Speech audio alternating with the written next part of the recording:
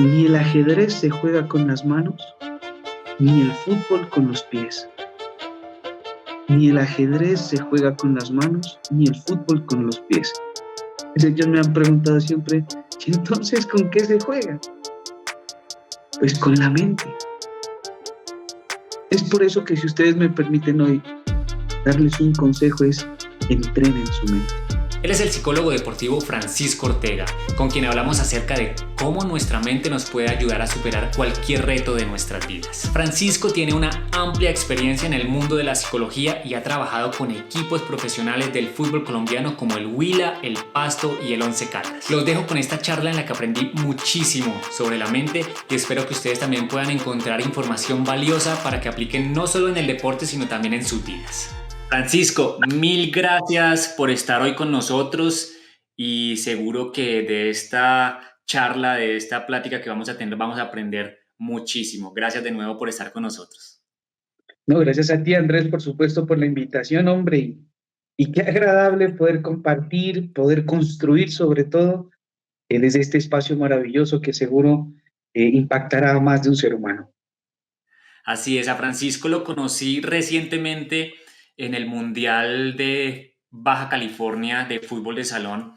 Él estaba haciendo parte del equipo, del cuerpo técnico que estaba con Colombia, con la selección Colombia.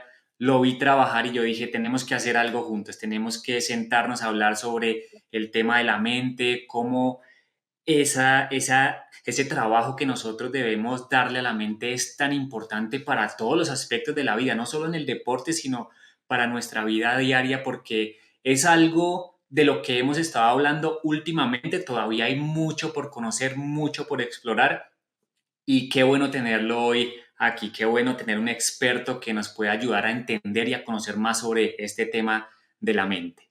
Mil gracias.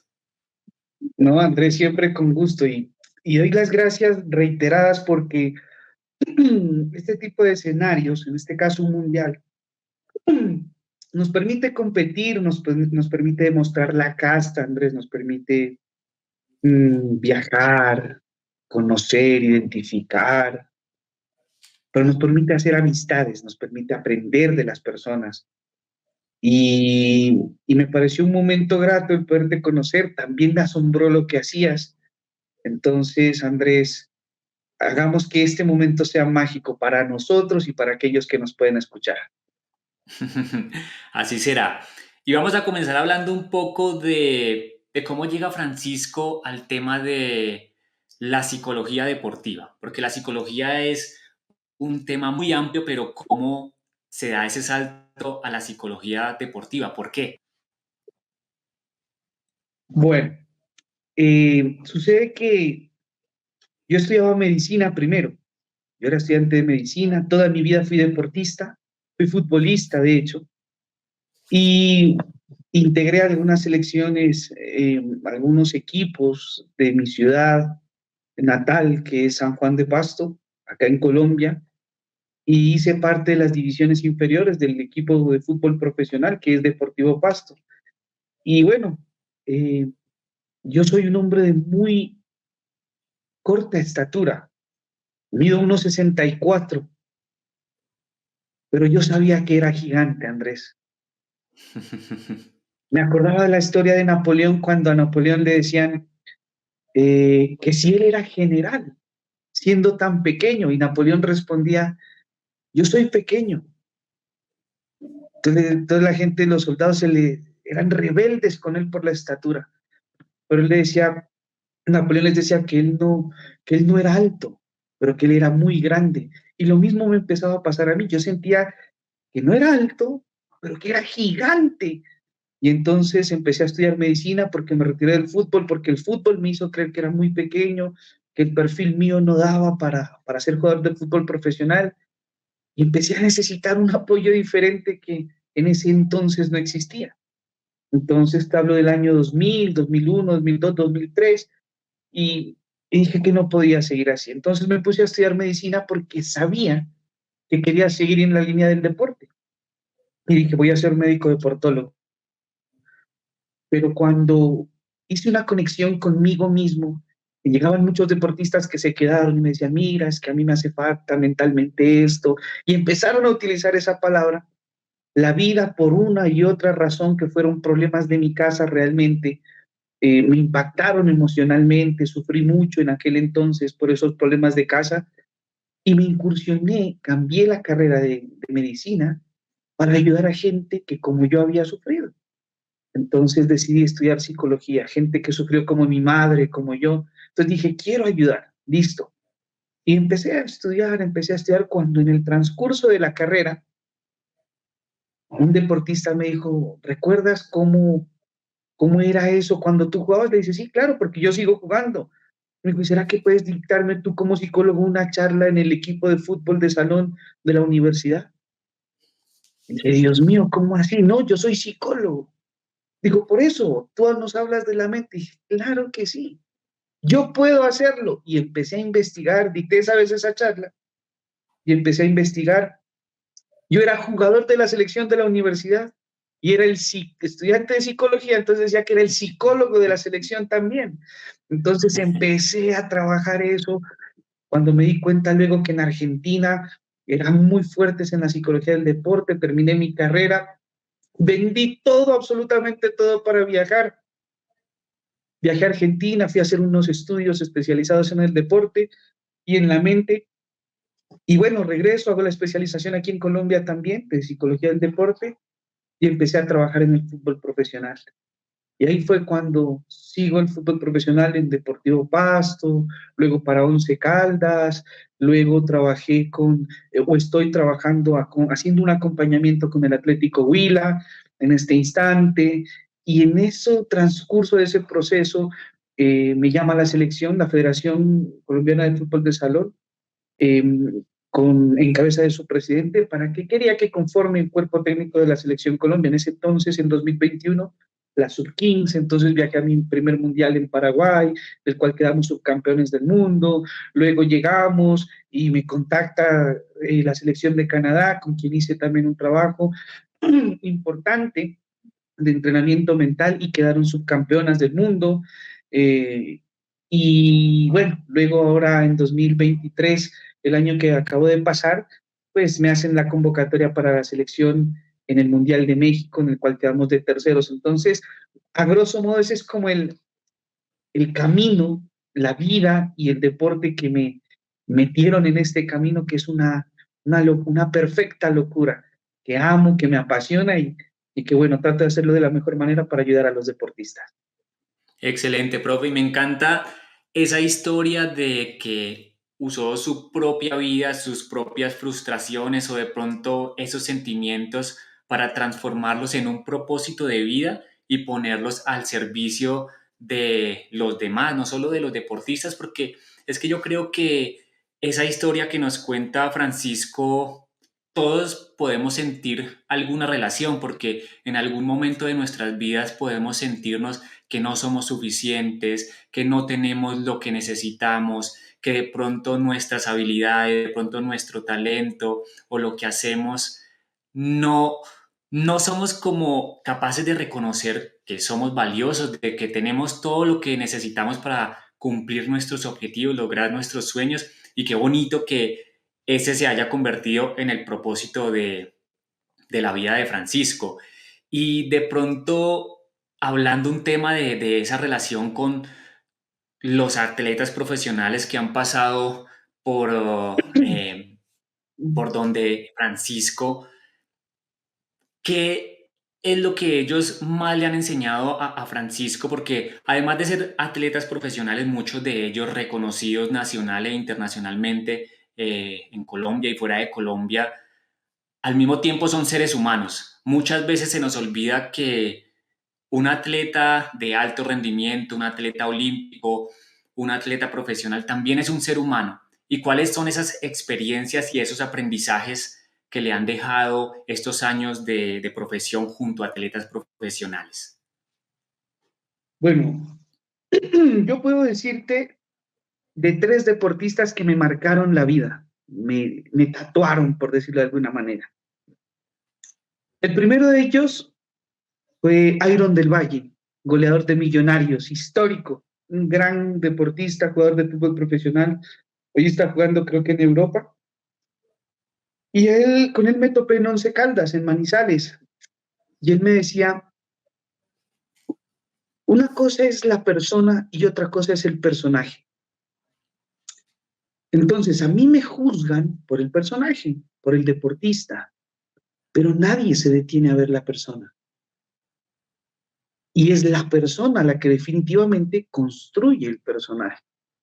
Entonces, cuando yo me pongo a pensar, por instrucciones de los diferentes cuerpos técnicos con los que he trabajado en toda la historia, yo trabajé siempre el personaje.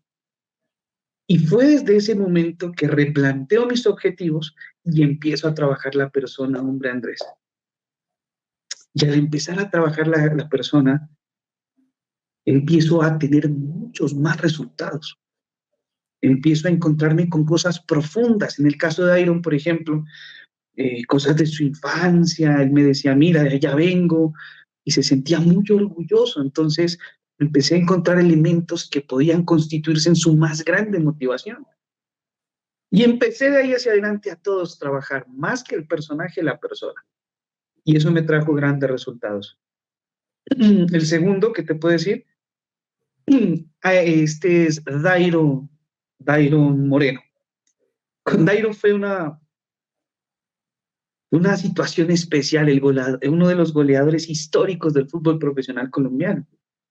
Dairo me dice, en unas palabras tan sencillas, algo que también iba a marcar mi vida.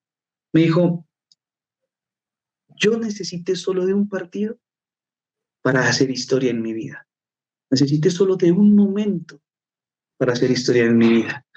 Y muchos se dedican a trabajar procesos, y es lo correcto.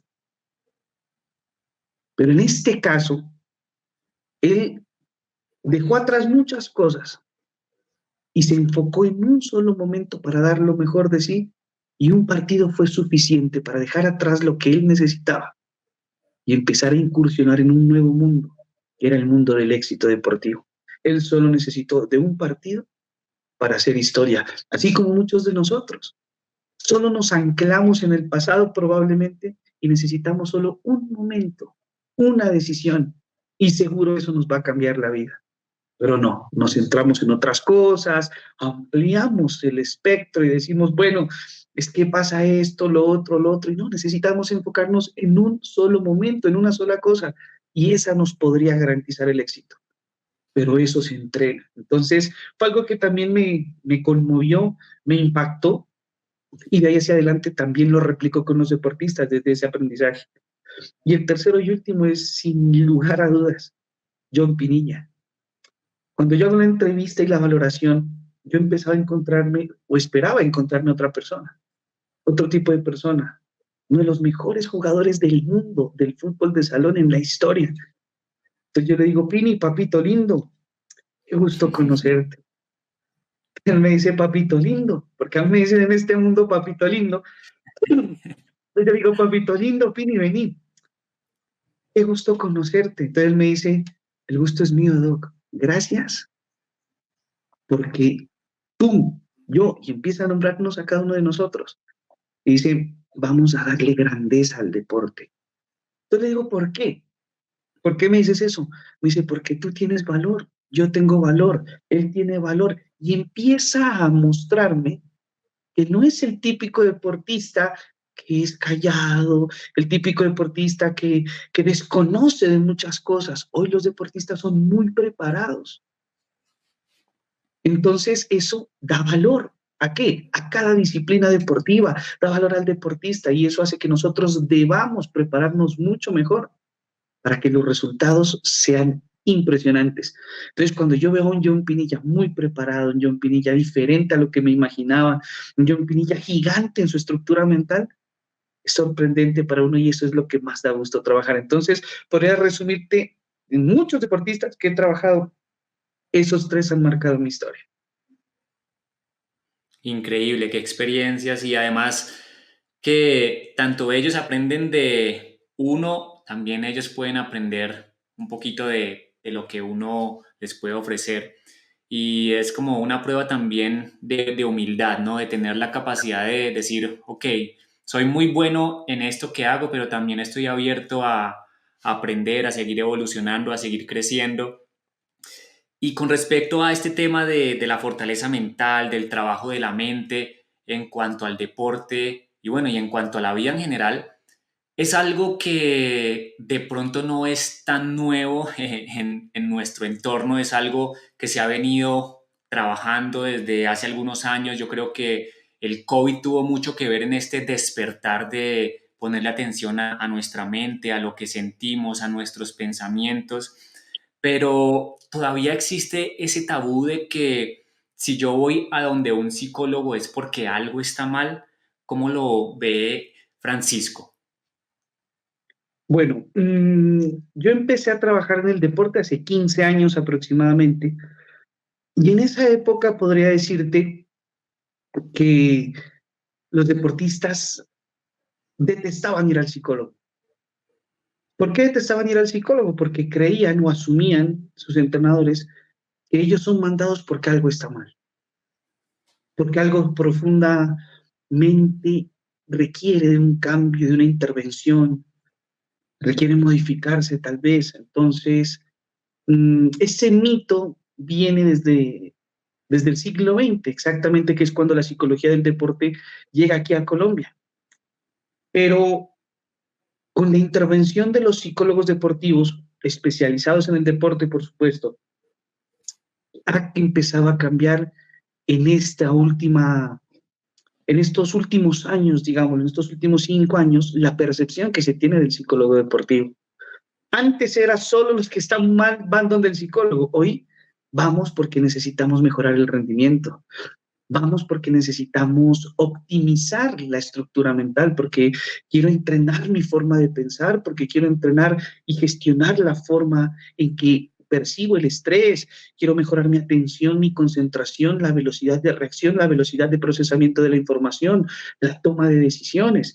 Entonces hay una multicausalidad que hace que hoy los deportistas busquen un psicólogo deportivo. Si hoy, en pleno año 2024, hay un deportista o un entrenador que remite a un deportista solo porque está muy mal preparado. ¿Quién? El entrenador. Porque son muchas las cosas, no porque están mal, sino porque están muy bien, pero podemos estar mejor. La mente, así como se entrena la parte física, técnica y táctica, de hecho, la parte psicológica es el cuarto elemento del rendimiento deportivo. Y profe, ¿qué tanto influye esa capacidad mental, esa fortaleza mental en cuanto al rendimiento? Y vuelvo y lo repito, no solo en la cancha o cuando uno está realizando una actividad deportiva o en una competencia, sino también en la vida, en las cosas que tenemos que hacer a diario, en los retos que se nos presentan. ¿Es tan importante como el talento? ¿Es tan importante como la fortaleza física? Yo te lo resumo en esta historia de un deportista. Tuve dos deportistas impresionantes en mi vida. En el equipo de Deportivo Pasto, cuando apenas iniciaba, en el alto rendimiento realmente. El primero de ellos era un paisa de Medellín, con muchísimo talento, un talento impresionante, pero nunca llegó lejos. Su talento lo llevó a lugares inimaginables, pero no tan lejos como él hubiese deseado. Pero hubo un deportista no tan talentoso, más bien era un poco torpe con el balón, no tenía tan buena coordinación, pero tenía una mentalidad que lo llevó más lejos que el que tenía talento. Ahí pude palpar en vivo y en directo la importancia de la mentalidad, la importancia de la fuerza mental. Y es que a veces trasciende al talento. Total, totalmente de acuerdo porque no, yo creo que nos pasa a todos, ¿no? Nos pasa a todos los que hemos estado en el mundo del deporte, que podemos estar entrenando, podemos estar muy juiciosos, podemos estar haciendo las cosas a la perfección, pero llegan momentos en los que uno no se siente capaz, uno se siente temeroso, uno se siente con dudas y muchas veces no tenemos las herramientas ni el conocimiento para sobrellevar estos momentos, estos pequeños momentos de crisis en los que si tuviéramos las herramientas, el conocimiento o trabajáramos en esto, serían muy fáciles de superar. Y me gustaría preguntarle a Francisco cuáles serían como algunas de las herramientas que tanto los deportistas como las personas que no hacen deporte pueden aplicar a su vida para comenzar a trabajar en esa fortaleza mental que nos ayude a llegar al siguiente nivel, Mm, a sobrepasar esas dificultades, ujú, a sobrepasar esos retos de una forma más fácil. ujú.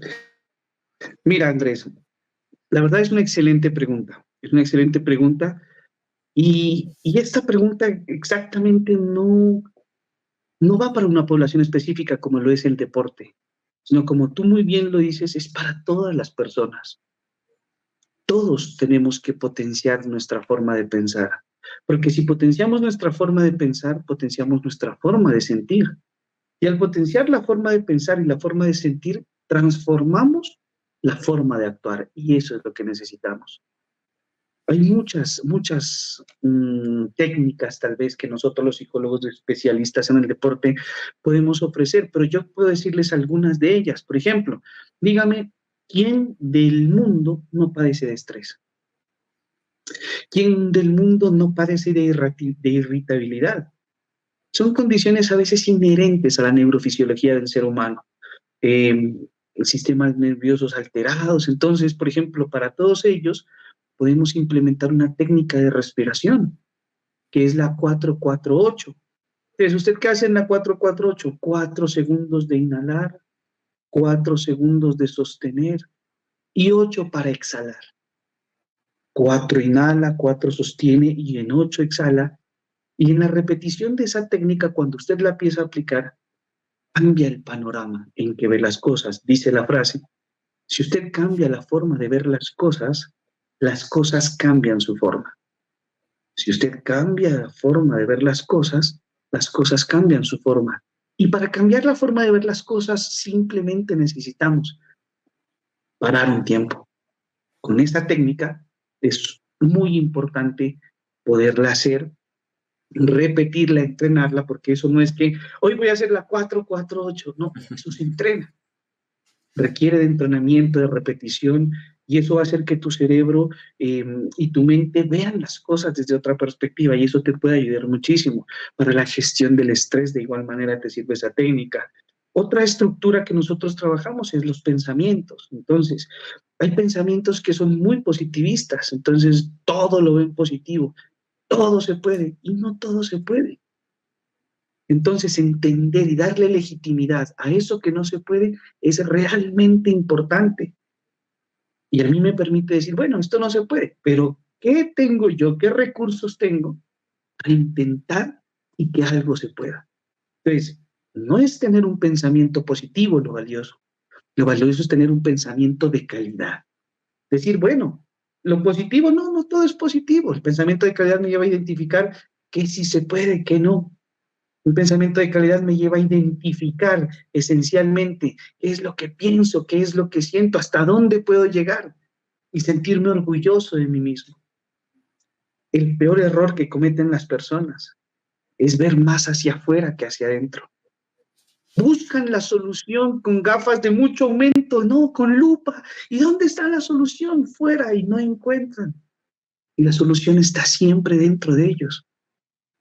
Pero somos expertos los seres humanos en ver más hacia afuera que hacia adentro, y ese es un grave error. Entonces son algunas de las cosas que nosotros trabajamos, algunas de las variables que trabajamos, eh, que nos ayudan a agudizar el enfoque.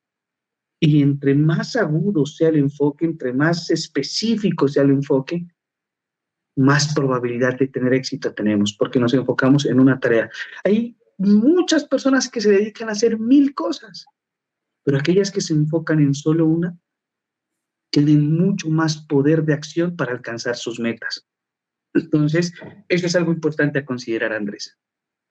Y con respecto a estos momentos en los que de pronto llegan esas pruebas, en las que de pronto no nos sentimos al 100%, yo sé que la automotivación, el hablarse a uno mismo, puede ser una de esas herramientas poderosas para lograr cumplir con esos objetivos o salir de estos momentos de crisis que podemos tener. Pero ¿cómo hacerlo de una forma positiva? ¿Cómo hacerlo bien? Porque podemos hablarnos, pero de pronto no estamos hablándonos de la forma que debemos hablarnos. Entonces, ¿cómo podemos hablarnos bien en estos momentos de crisis? Andrés, mira, tú mismo has dado la respuesta. Sucede que una de las herramientas más importantes que puede tener el ser humano es el autodiálogo. Cuando usted tiene la capacidad de hablar con usted mismo, usted no necesita de nadie más. Pero la pregunta es, ¿cómo hablarse a uno mismo? La respuesta es más sencilla que la pregunta. Y uno debe conocerse muy bien a sí mismo. Entonces, si yo conozco qué es lo que me gusta a mí, yo sé por dónde entrarme a mí mismo. Sé cómo motivarme a mí mismo. Pero la mayor cantidad de personas no saben quiénes son realmente. No se conocen a sí mismos, se desconocen porque se han desdibujado por los contextos, por la influencia de los contextos. Miren, en pandemia, fue un momento maravilloso para conocernos a sí mismos. La pandemia fue el elemento más importante de un eslabón de momentos, o de un, digámoslo, de un sinnúmero de momentos en donde ese eslabón fue la cadena rota. Y solo aquel que se conocía a sí mismo pasaba el momento más agradable, porque sabía que tenía tiempo para él, porque sabía que había mucho tiempo en el que podía invertir. Pero hay otros que estaban casi en la locura o al borde de ella, porque no se aguantaban ni siquiera a sí mismos. Yo empecé a atender matrimonios, empecé a atender deportistas, parejas que me decían, vea, mi esposa está del otro lado de la habitación y yo acá, yo le decía, pero qué chévere. Me decía, no nos vamos a separar, sino que no hay para dónde coger. Es gente que no se aguantaba a sí mismo, me decía, yo me desconozco.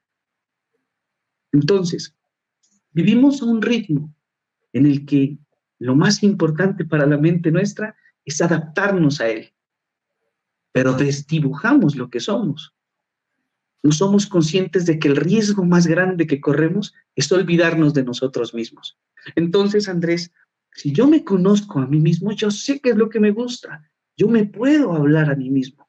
Y esa es la única razón importante y la más valedera. Hay una frase que hoy quiero compartirte y compartirles a todos aquellos que nos ven y que nos escuchan y decirles que la gente trabaja duro en la cosa equivocada y que es probable más importante trabajar en la cosa correcta que trabajar duro. Repito, la gente trabaja duro en la cosa equivocada y probablemente es más importante trabajar en la cosa correcta que trabajar duro. Hay gente que se preocupa por mil cosas, Andrés, y lo más lindo y lo más productivo es lo que está dentro de nosotros. Entonces, el autodiálogo es la herramienta más poderosa que tenemos para motivarnos, para escucharnos, para saber qué pensamos, qué sentimos, para saber qué hacer. Pero a veces recurrimos afuera más que adentro.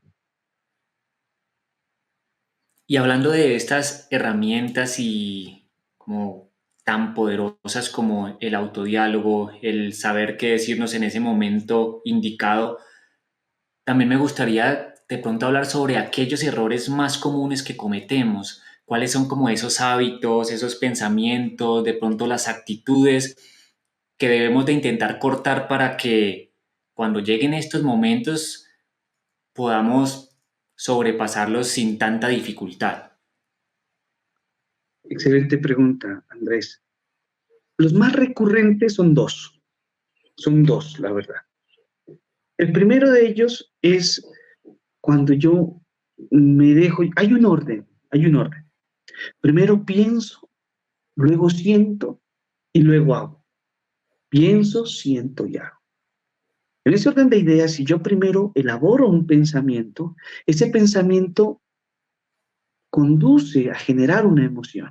Y esa emoción me lleva a ejecutar una acción. Ese es el orden perfecto.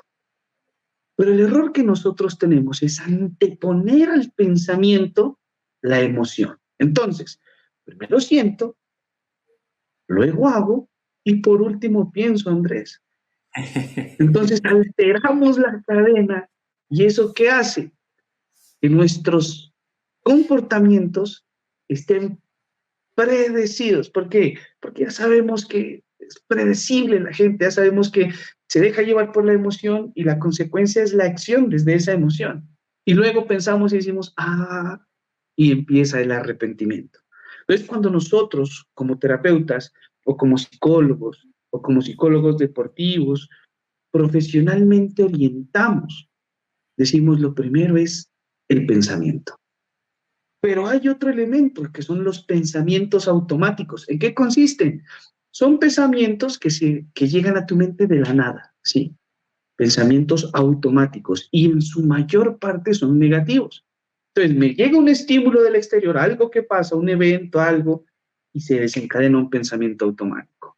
Si me dejo llevar por el pensamiento automático, probablemente mi emoción también es automática y mi comportamiento no va a ser el mejor. Entonces, cuando llegue un estímulo, lo primero que debo hacer es pensar sin pensamiento automático, sino pensar un poco con mayor conciencia. Y el segundo, y no menos importante por ser segundo, es la percepción de sí mismo. El ser humano no se conoce a sí mismo, no conoce su potencial, no conoce su capacidad. Y si de pronto el ser humano se detiene a conocer más sobre su capacidad real, los seres humanos utilizamos una capacidad, pero si fuésemos conscientes de cuál es nuestra capacidad real, probablemente no estuviéramos en el lugar que estamos muchos de nosotros. Así es, no, totalmente de acuerdo, porque yo creo que es algo muy humano, ¿no? Es algo muy humano en el que muchas veces no sabemos manejar nuestros sentimientos, es simplemente como algo espontáneo, pero aprender a controlarlos, aprender a entender este proceso de pensar, sentir y luego actuar, es algo que nos puede poner en perspectiva la vida misma, ¿no? O sea, muchas veces nos damos o nos encontramos en situaciones en las que decimos, ay, no hubiera hecho esto, ¿por qué hice esto? Y sucede muchas veces dentro del terreno de juego que, por ejemplo, los que jugamos fútbol, muchas veces nos quedamos pensando en el error, en el gol que no hicimos, en el pase que erramos, en esto y lo otro, y nos quedamos dándonos látigo, cuando en realidad eso ya está en el pasado, o sea, tenemos que estar enfocados en este momento, porque este momento es el que cuenta, o sea, ya el error ya sucedió, en este momento es en el que tenemos que estar enfocados. ¿Y qué hacer en esos momentos cuando estamos en un reto, estamos enfrentando un reto y nos llegan esos momentos de duda? Nos llegan esos momentos en los que de pronto nos encontramos en un momento que no planeamos. ¿Cómo afrontar esos momentos de pronto desde el punto de vista deportivo? Porque en un partido estás con la mente en otro lado, pero todo está pasando a mil. En el deporte todo muchas veces se mueve a velocidades que las personas no entienden y cómo volver a ese centro para darse cuenta de que, ok, estoy pasando por este momento de dificultad, cómo vuelvo a mi centro y cómo me vuelvo a enfocar en lo que tengo que hacer. Uh-huh. Andrés, hay una experiencia que resume este tipo de sensaciones y de percepciones de los deportistas. En este Mundial de México me pasó algo muy doloroso que nunca pensé que me pudiese pasar, y es que se haya roto mi tendón de Aquiles. Lo primero que pasó por mi mente realmente, Andrés, que son esos pensamientos automáticos a los cuales me refiero, pues no, yo me voy a quedar acostado. Yo no puedo ir con el tendón así porque primero está mi salud. De hecho, lloré en la habitación, calladito, en silencio, porque no quería perderme el mundial, porque no quería perderme esa semifinal. Los jugadores iban hasta mi habitación y me daban como el respaldo diciéndome, no te preocupes, nosotros vamos a hacerlo por vos. Entonces yo le decía, no, no, bueno. Y esos pensamientos automáticos me sacaban automáticamente, valga la redundancia, del camino que había planificado y que habían confiado en mí hace muchos meses atrás. El cuerpo técnico, el presidente de la federación. Entonces yo dije, bueno, listo. Pero lo primero que hice fue utilizar el autodiálogo para hablarme a mí mismo y dije, bueno, ¿qué era lo que soñabas? Preguntas clave. ¿Qué es lo que querías? ¿No era que querías hacer historia, Francisco? Y empecé a utilizar una serie de preguntas clave para encauzar mi pensamiento. Para decir, hey, vuelve aquí, que aquí es donde tienes que ir. Pues ese día, desahuciado, me fui en un solo pie muy irresponsable saltando. Los jugadores ya estaban en el bus de salida hacia la semifinal. Cuando yo subo al bus saltando, me miran los jugadores y ¡papito lindo! Yo, sí, papito lindo, hoy es nuestro día, vamos a hacer historia, carajo.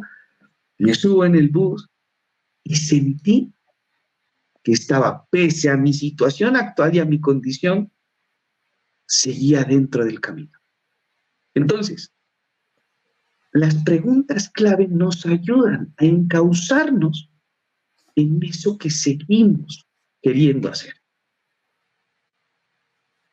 Y en los deportistas, por ejemplo, a veces nos dejamos llevar impulsivamente por ese primer pensamiento automático y es un error abismal. Entonces, estructurar esas preguntas clave es fundamental para cualquier persona. Ahora, muchos me han dicho, bueno, dímelas. Yo les digo, no, sos tú quien sabe qué preguntar, porque eres tú quien te retas. Y entonces ellos las tienen anotaditas. Mira que hay muchos jugadores que utilizo una técnica con ellos en pleno partido. Y es que se colocan un esparadrapo en la muñeca y aquí se colocan las preguntas clave, una o dos, o máximo tres preguntas clave. Cuando ellos sienten que van perdiendo el partido o sienten que no están en su mejor momento, o como tú dices, esto pasa en milésimas de segundo y a veces va a una velocidad tan impresionante que no me di cuenta y me arrastró como avalancha. Entonces, leen las preguntas clave y se encausan. Entonces, es una técnica muy importante que puede tal vez contribuir en la mejor toma de decisiones. Entonces, esa es una de las cosas. Y la otra es el control inhibitorio. El control inhibitorio consiste en la habilidad que tiene el ser humano para inhibir, para controlar, para no dejar pasar lo que usted no quiere que pase.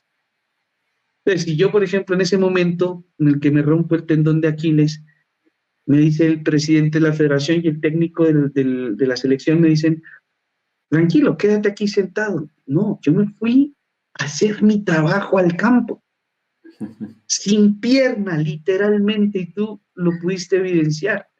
Y sudaba porque no podía más, sudaba, pero me hacían las preguntas a mí y hubo un control inhibitorio que me dijo, no, pese a que me digan lo que me digan, yo inhibo eso y persisto en lo que debo hacer, en mi responsabilidad, primero conmigo mismo, porque quiero sentirme bien, profesionalmente bien, y segundo con ellos que siento que me necesitan, y tercero con mi país, que es al que represento, porque una cosa es ir a un partido de fútbol profesional y cantar el himno de una ciudad, de un departamento, o el himno del club, lo que sea.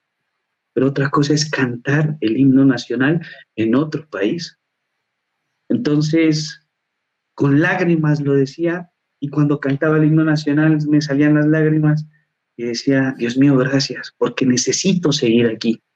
Y es lo que a nosotros nos da vida. Al ser humano, cuando está encauzado, es cuando uno se siente más vivo. Entonces, una de mis palabras clave fue, o de mis preguntas clave fue, si usted tuviera 7 vidas como el gato, hoy no haga nada. Pero no olvide que solo tenemos esta. No olvide que solo tenemos esta para hacer historia. Y uy, sí, cierto, solo tenemos esta para hacer historia, Andrés. Y me paré saltando y a hacerlo. Entonces, es más o menos lo que quería comentarte para dar respuesta a tu pregunta, mi Andrés. Totalmente, y es como un poco ver las cosas con perspectiva, ¿no? A veces nos dejamos llevar por esos pensamientos negativos, por esas sensaciones no tan positivas, y cuando de pronto respiramos y nos alejamos un poco de la situación y comenzamos a ver las cosas en perspectiva, nos damos cuenta de que a veces no es tan malo como nos parece, de que a veces no es tan grave como creíamos y no, la verdad que nos podríamos quedar hablando horas y horas con Francisco porque es un tema que me apasiona mucho, el tema de la mente, el tema de la fortaleza mental. Y para cerrar esta charla, esta conversación, me gustaría preguntarle a Francisco, ¿cuál sería ese consejo de vida que nos podrías dar, no solo a los que somos deportistas, sino a todos, un consejo para tener en cuenta, para aplicarlo, para comenzar a trabajar en nuestra mente, en nuestra fortaleza mental? ¿Cuál sería ese mensaje? Uh-huh. Bueno, Andrés, yo les he dicho a todos los deportistas, específicamente a los del fútbol y a los del fútbol de salón, les he dicho esta frase, que empecé a trabajar en el deporte y empezó a ser como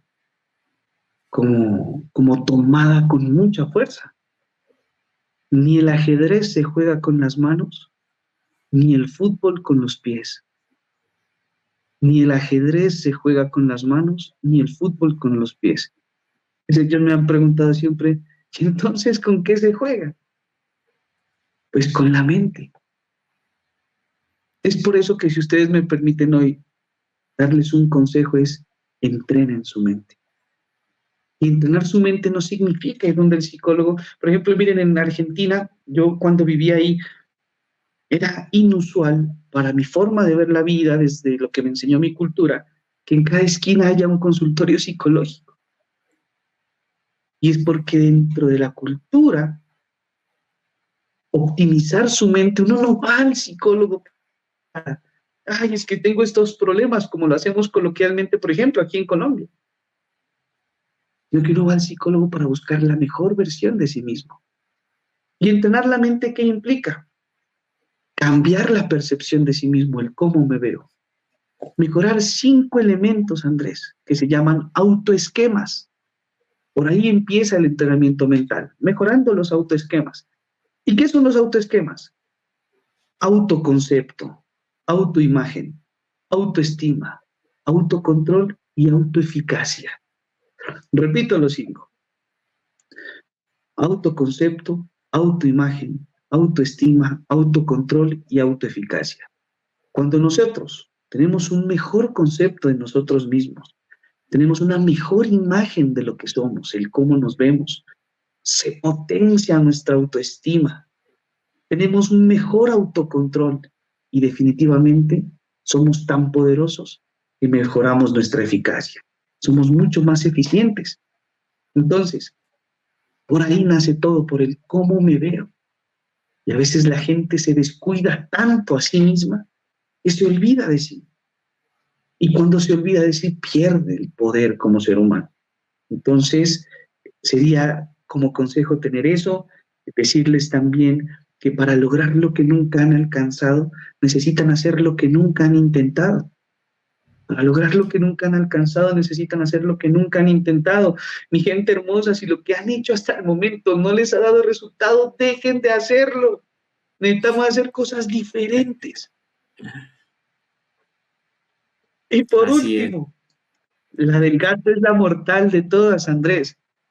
Si usted tuviese 7 vidas como el gato, en la próxima lo intentamos. Esta déjela ir, en la próxima lo intentamos. Pero no olvide que esta es su única vida. Y esta es la última oportunidad que tiene para hacer con su vida lo que usted desea, lo que usted ama, lo que a usted le apasiona. El tiempo, cada vez vale más su tiempo. ¿Por qué? Porque cada vez tiene menos tiempo. Entonces, sépalo utilizar, es el recurso más valioso que tenemos. Francisco, de nuevo, mil gracias, muchísimo por aprender. Yo sé que para mí y para todos los que vean y escuchen esta entrevista, esta charla, hay muchísimas cosas para aprender, para aplicar. Ojalá nos podamos volver a reencontrar y seguir hablando de este tema tan maravilloso, pero por ahora nos despedimos agradeciéndole de corazón, de verdad. Profe Francisco, mil gracias por atender nuestra invitación, por estar acá con nosotros. No, Andrés, reiterar mi agradecimiento para contigo por la invitación, reiterar el agradecimiento a todos aquellos que nos escuchan, porque sé que todos necesitamos de que alguien toque nuestra mente. Y por último, Andrés, decirte que espero también que esta no sea la última, porque hay mucho por construir. Y lo más lindo es esto que estás haciendo, te felicito, que es el arte de construir vidas. Así es, profe, igual, cariño mutuo, nos estaremos viendo en próximas oportunidades. Gracias de nuevo por este espacio. A ti, Andrés, infinitamente, y mi amistad siempre para contigo, mi incondicionalidad. Un abrazo desde Colombia, Andrés, que estés muy bien por allá.